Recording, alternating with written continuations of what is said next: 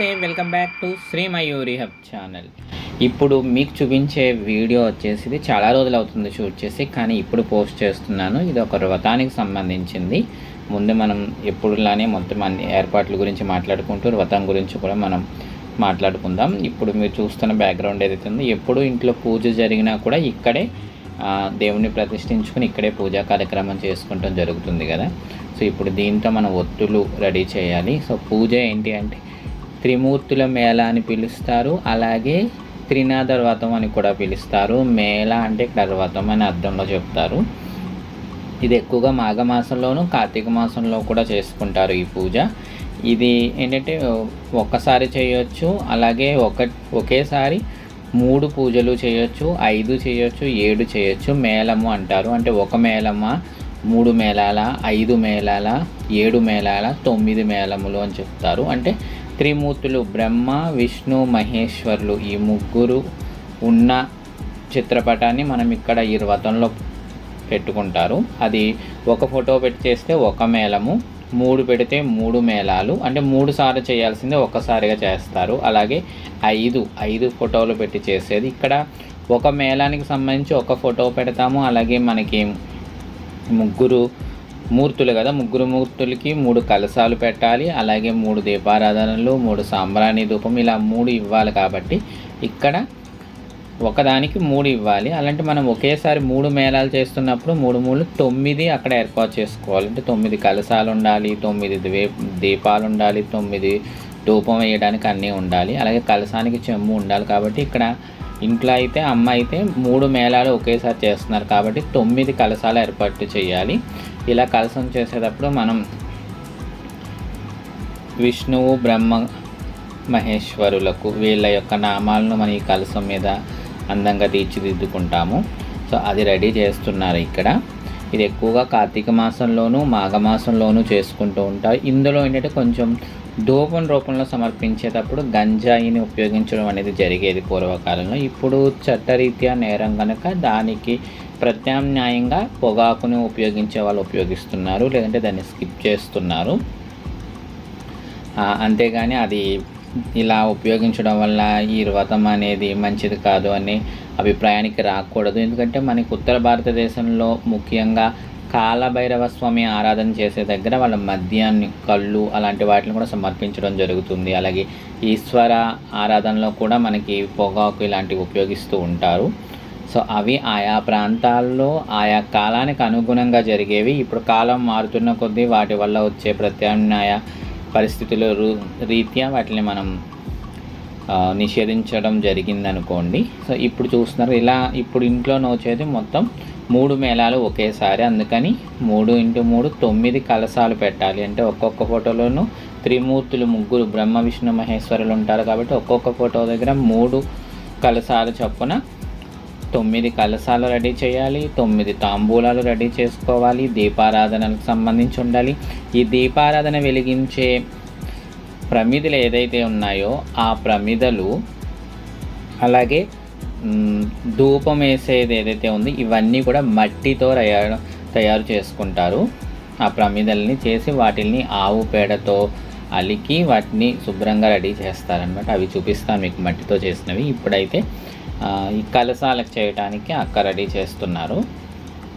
ఇదంతా ఒకేసారి అంటే 3 మేళాలు చేయడం వల్ల కొంచెం ఏర్పాటు చేసుకోవడం కొంచెం ఇబ్బంది అనిపిస్తుంది. కానీ మనకి ఇళ్ళల్లో సహజంగా ఏంటంటే వ్రతం అనేది పూజలు అనేవి అందరి ఇళ్ళల్లోనూ ప్రతిసారి జరుగుతూనే ఉంటాయి. వ్రతం అనేది అందరూ ఒకసారిగా చేసుకోకపోవచ్చు. అలాంటి సమయంలో పక్క వాళ్ళు, మన రిలేటివ్స్ అందరూ, పల్లెటూళ్ళు అందరూ వచ్చి చేస్తారు కాబట్టి అది ఒక సందడిగా ఉంటుంది, చాలా సులువుగా అయిపోతుంది. ఇప్పుడు మీరు ఏవైతే చూస్తున్నారో ఇవే మనం ఇంతకుముందు అనుకున్నవి మట్టితో చేసిన ప్రమిదలు. వీటిల్లోనే దీపం వెలిగిస్తారు, వీటిలోనే ధూపం కూడా ఇస్తారు స్వామివార్లకి. వీటిని మట్టితో తయారు చేసి ఆవు పేడతో అలికి సిద్ధం చేస్తారు వీటిల్ని. సో అందువల్ల మన రిలేటివ్స్ అందరూ అందుబాటులో ఉంటారు కాబట్టి ఈ పూజ దగ్గర ఏర్పాట్లన్నీ కూడా చాలా సులువుగా అయిపోతాయి. అలాగే ఒక సందడి వాతావరణం ఉంటుంది. చక్కగా అందరూ కలుస్తారు, మాట్లాడుకుంటూ ఇలా పనులన్నీ అయిపోతూ ఉంటాయి. సో ఆ రోజైతే చాలా సందడిగా జరిగింది. సో ఇవన్నీ కూడా ముందే ముందు రోజు రెడీ చేసి పెట్టారు కాబట్టి అన్నీ ఇప్పుడు సిద్ధం చేయడం జరుగుతుంది. ఈ మేళం అనేది అంటే త్రినాద మేళము, త్రిమూర్తుల పూజ అనేది సాయంత్రం సమయంలోనే చేసుకుంటారు. చాలామంది ఎక్కువగా ఒకసారి అయిపోతుందని 3 మేళాలు కలిపి ఒకసారి చేసుకుంటారు. ఇంకా మొక్కుకున్న వాళ్ళు 7, 9, 11 ఇలా ఒకేసారి చేయాలని లేదు, 11 సార్లు కూడా చేసుకోవచ్చు ఒక్కొక్క మేళం చొప్పున. కానీ ఇలా ఒకేసారి చేసుకునే సాంప్రదాయం ఉంది కాబట్టి చాలా వరకు అందరూ 3 మేళాలు ఒకసారిగా చేసేయడానికి చూసుకుంటారు. అంతే ఇలాగ వ్రతంలో కూర్చుంటాం కదా, కథ కూడా అలాగే 3 సార్లు చదవాల్సి ఉంటుంది. ఎందుకంటే 3 సార్లు చేయాల్సిన వ్రతాన్ని ఒకేసారి మనం చేస్తున్నాం కాబట్టి ప్రతిదీ ముమ్మారు చేయాల్సి ఉంటుంది, 3 సార్లు చేయాల్సి ఉంటుంది. అదే 5 మేళాలు అనుకున్నప్పుడు చేస్తే ఒక్కొక్కటిగా 5 చేయాలి, లేదు అనుకుంటే 5 ఒకేసారి చేసే వాళ్ళు కూడా ఉంటారు. ఇలా చేయడానికి ఇది మంచి ఫలితాన్ని ఇస్తుంది. మన త్రికరణ శుద్ధిగా మనస, వాచ, కర్మన ఏదైనా పని చేస్తే మీకు 100% రిజల్ట్ ఎలా వస్తుందో అలాగే మనకి ఈ త్రినాద వ్రతంలో కూడా కనిపిస్తుంది. పూర్వం మన సాంప్రదాయాల్లో మన దైనందిన జీవితంలో చాలా వ్రతాలు, పూజలు ఉండేవి. అంటే ఆయా కాలానికి తగ్గట్టుగా, ఆయా వాతావరణానికి తగ్గట్టుగా ఏవి అందుబాటులో ఉంటాయో వాటితో చేసుకుంటూ మన వ్రతం చేసుకోవడమే కాదు, మన చుట్టూ ఉన్న వాళ్ళు కూడా పాజిటివ్ వైబ్రేషన్స్ వస్తాయి కదా, అలా వాళ్ళందరికీ మనం వాటిని షేర్ చేసుకుంటూ ఉన్నట్టు, అలాగే ఎదుటి వాళ్ళకి ఇచ్చే వస్తువులు ఉంటాయి సాంప్రదాయంలో, అవన్నీ ఇవ్వడం అనేది, తీసుకోవడం, ఇవ్వడం అనే సాంప్రదాయం నేర్పించడంలో కూడా మన హైందవ సాంప్రదాయంలోని పూజల యొక్క పరమార్థం అనుకుంటాను. సో ఇలా మొత్తం ఇవన్నీ రెడీ అవుతున్నాయి కదా, మొత్తం 9 కలశాలు రెడీ చేస్తున్నారు. సో చాలా టైం అనేది పట్టింది.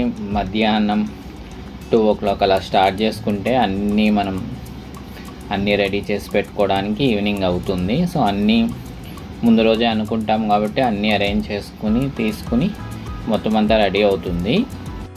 3 మేళాలు అనుకున్నాం కాబట్టి ఇక్కడ మనం 3 పీటలు ఏర్పాటు చేయడానికి 3 వైపులు ముగ్గు వేసాం. అలాగే వీటికి రావి ఆకు ఇవి కూడా ఉపయోగిస్తారు తప్పనిసరిగా. పనసాకు, రావి ఆకు ఇలాంటివి కూడా కొంచెం పత్రి రూపంలో వేసేవి ఉంటాయి. మామిడాకులు మనం తప్పనిసరిగా మన పూజల్లోనూ ఉపయోగిస్తాం కదా విధిగా.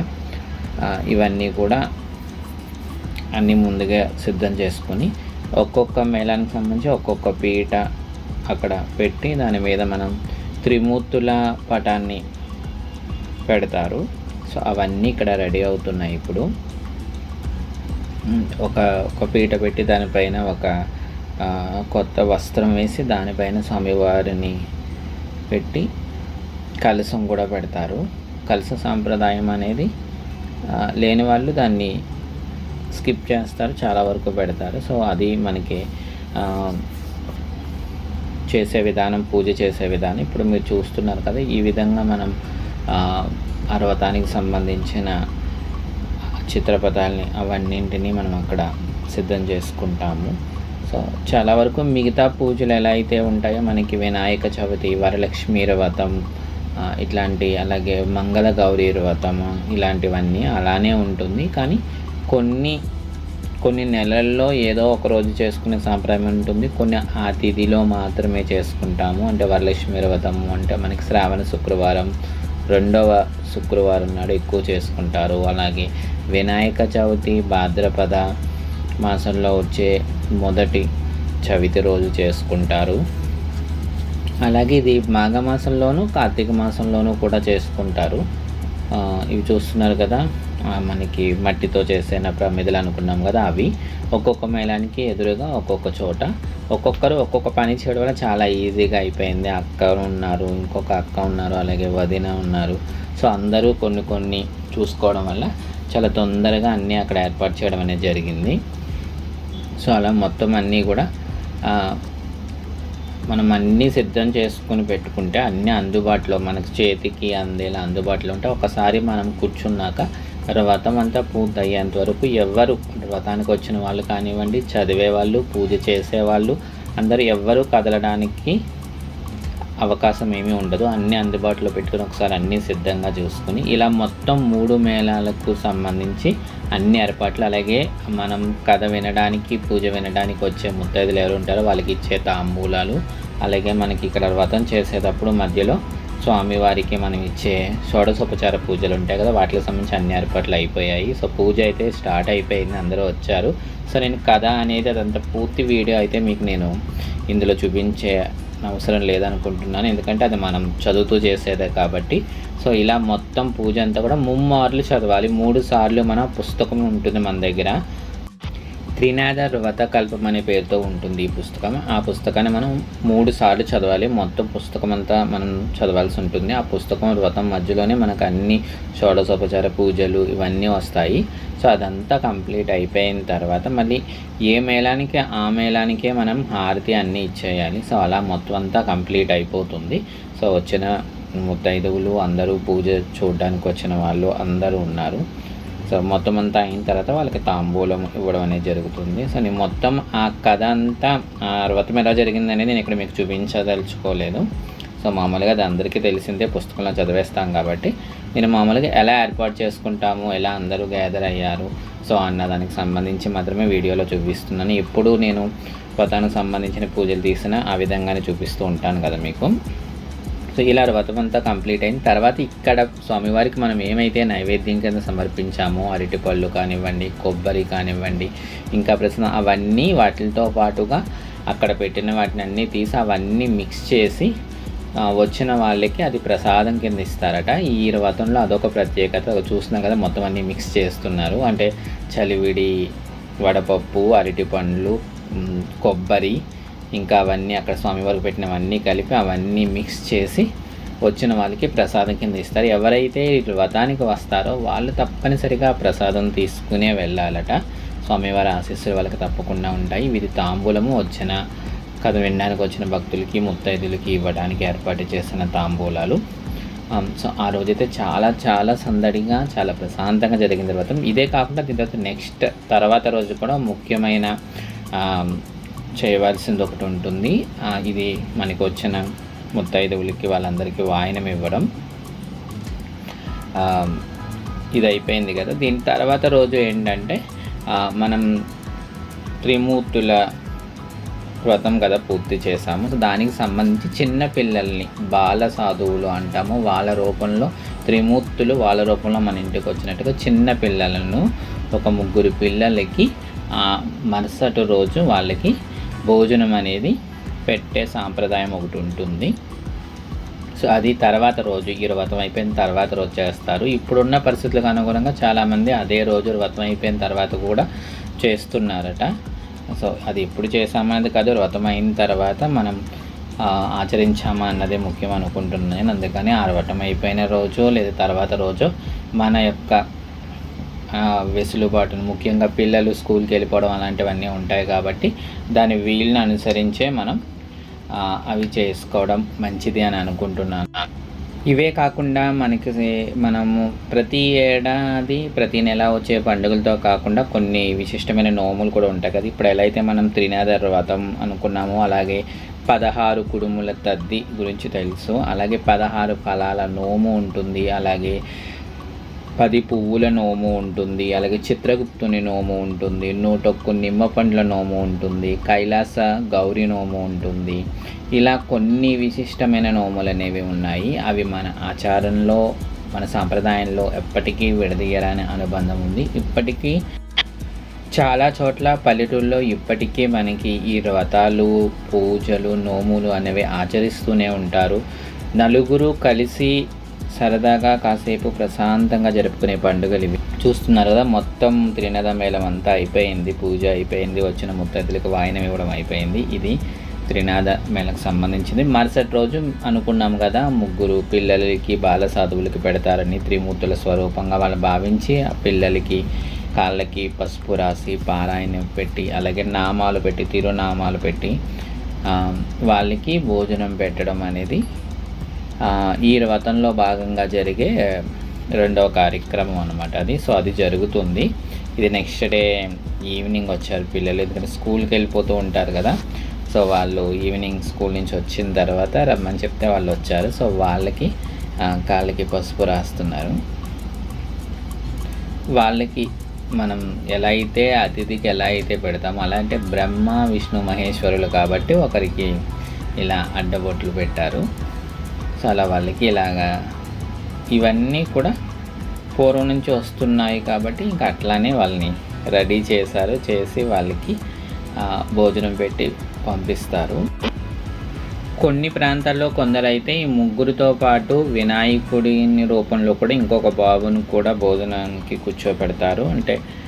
అంటే ఏది చేసినా ముందు విఘ్నేశ్వరుడికి సమర్పించాలి, తొలి దైవం కదా అన్న ఆలోచనతో కొన్ని ప్రాంతాల వాళ్ళు నలుగురికి పెడతారు భోజనం, కొందరు ముగ్గురికి పెడతారు.